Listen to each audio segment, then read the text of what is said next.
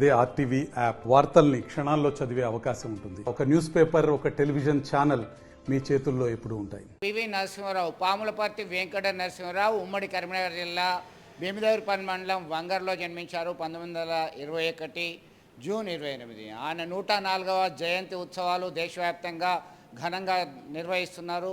కరీంనగర్ కాంగ్రెస్ కార్యాలయంలో సైతం పుష్పగుచ్చాలు అక్కడ ఉంచి నివాళులర్పించారు. ఈ దేశ ఆర్థిక సామాజిక ప్రగతికి ఎంతో కృషి చేసినటువంటి వ్యక్తి, గొప్ప వ్యక్తి. భారతరత్న పివి నరసింహారావు సేవలు ఎంతో ఘనమని చెప్పి కొనియాడడం జరిగింది. ఆయన బహుభాషావేత్త. 1991 నుంచి 96 వరకు గాంధీయేతర కుటుంబం నుంచి ప్రధానమంత్రిగా పూర్తిస్థాయి 5 సంవత్సరాలు కొనసాగినటువంటి వ్యక్తి పివి నరసింహారావు. పివి నరసింహారావు హయాంలోనే ఎల్పిజి సిస్టమ్ వచ్చింది.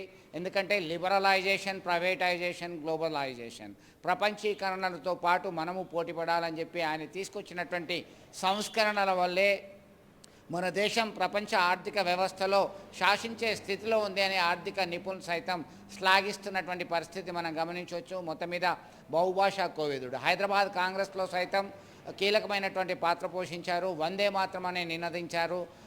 తెలంగాణ, హైదరాబాద్ స్వాతంత్రం కొరకు కృషి చేసి ఘనత సైతం ఆయనదే. భూ సంస్కరణలు ఇంప్లిమెంట్ చేయడము, ఉమ్మడి ఆంధ్రప్రదేశ్లో ముఖ్యమంత్రిగా చేయడము, మానవ వనరుల అభివృద్ధి శాఖ మంత్రిగా, హెచ్ఆర్డీ మినిస్టర్గా ఆయన చేసినటువంటి సేవలు సైతం ఘనంగా ఉన్నాయి.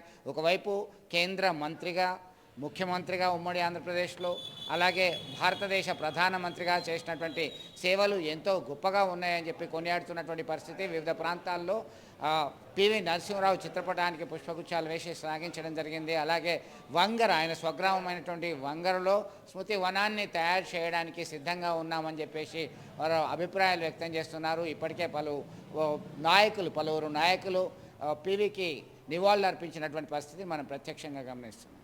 మరిన్ని వీడియోస్ కోసం ఛానల్ ని సబ్స్క్రైబ్ చేయండి. లేటెస్ట్ అప్డేట్స్ కోసం వాట్సాప్ ఛానల్ ని ఫాలో చేయండి. అండ్ లింక్ డిస్క్రిప్షన్ లో ఉంది.